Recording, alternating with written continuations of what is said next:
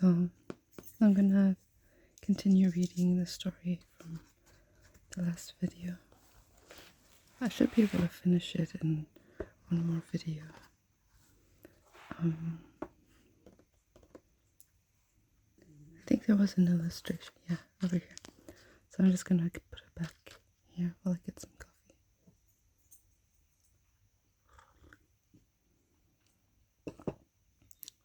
So we were over here.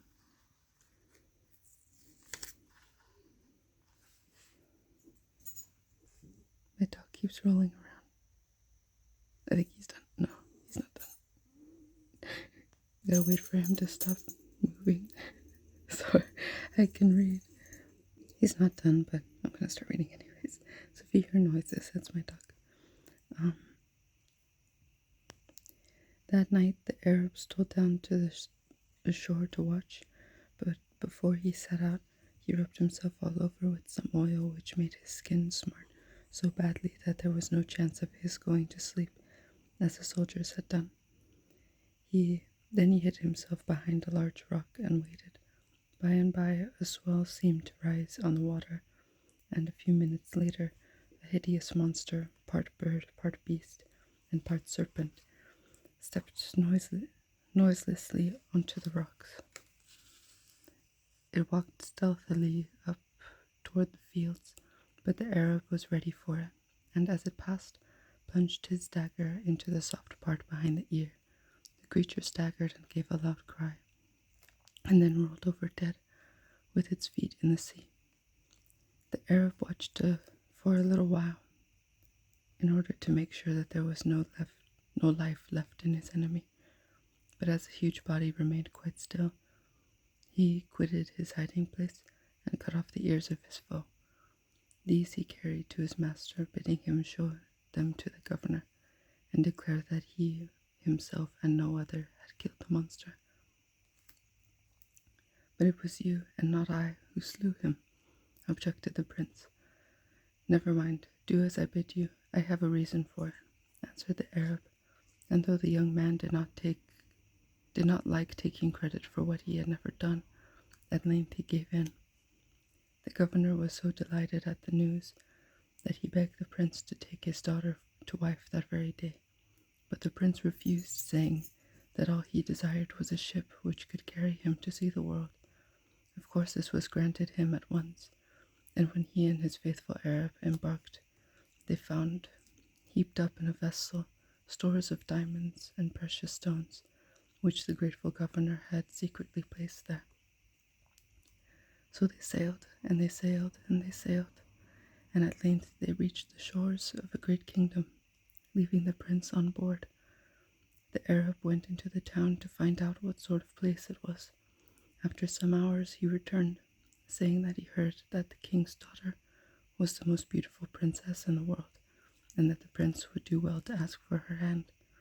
Nothing loth, the prince listened to this advice, and taking some of the finest necklaces in his hand, he mounted a splendid horse which the Arab had bought for him, and rode up to the palace, closely followed by his faithful attendant. The strange king happened to be in a good humor, and they were readily admitted to his presence. Laying down his offerings on the steps of the throne, he prayed the king to grant him his daughter in marriage. The monarch listened to him in silence, but answered after a pause, "Young man, I will give you my daughter to wife, if that is your wish, but first I must tell you that she has already gone through the marriage ceremony with 190 young men, and not one of them lived for 12 hours after, so think while there is yet time." I'm gonna get some coffee.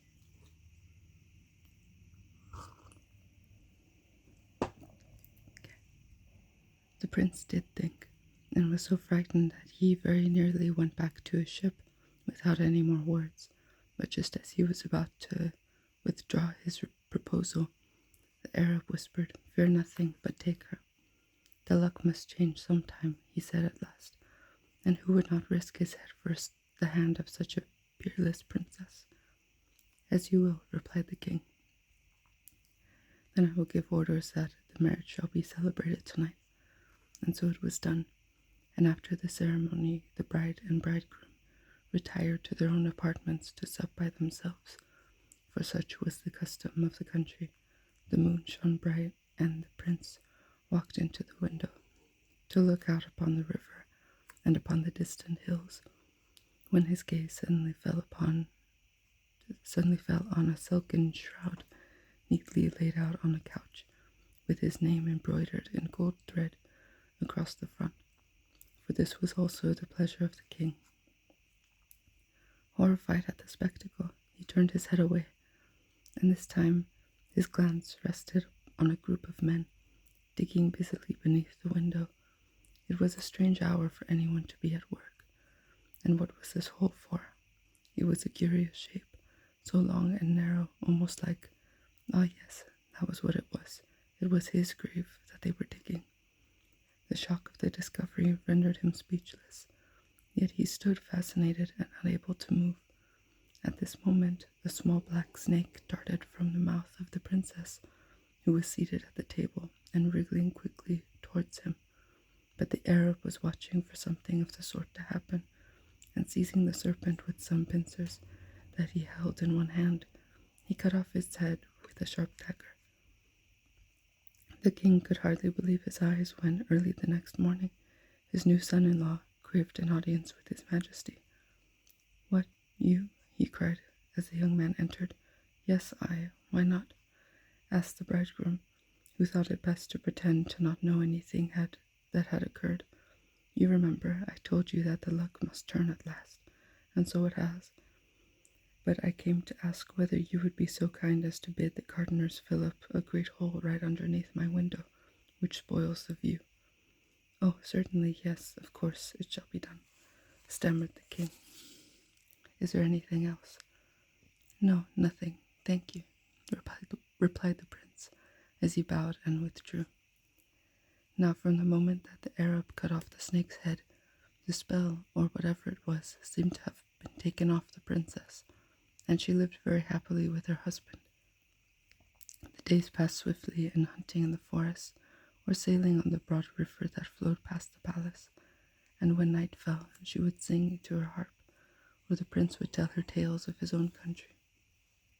One evening, a man in a strange garb, with a face burnt brown by the sun, arrived at court. He asked to see the bridegroom, and falling on his face announced that he was a messenger sent by the Queen of Egypt, proclaiming him king in succession to his father, who was dead.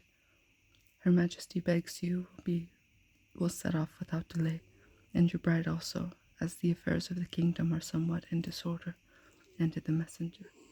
Then the young man hastened to seek an audience with his father-in-law, who was delighted to find that his daughter's husband was not merely the governor of a province, as he had supposed, but the king of a powerful country.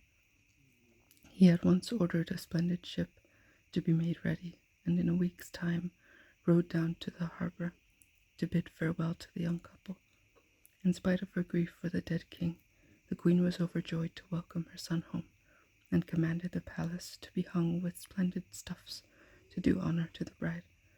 The people expected great things from their new sovereign, for they had suffered much from the harsh rule of the old one, and the crowds presented themselves every morning with petitions in their hands, which they hoped to persuade the king to grant. Truly he had enough to keep him busy. But he was very happy for all that, till one night the Arab came to him and begged permission to return to his own land. Filled with dismay, the young man said, "Leave me. Do you really wish to leave me?" Sadly the Arab bowed his head. "No, my master, never could I wish to leave you, but I have received a summons, and I dare not disobey it." The king was silent, trying to choke down the grief he felt at the thought of losing his faithful servant. "Well, I must not try to keep you," he faltered out at last. "That would be a poor return for all that you have done for me. Everything I have is yours. Take what you will, for without you I should long ago have been dead, and without you I should have long ago been dead," answered the Arab. "I am the golden-headed fish." So, that's that. The golden-headed fish finished. Thank you for all the likes in the last video I made, part 1 of this story. That's the most likes I've ever gotten in a video, so thank you for that.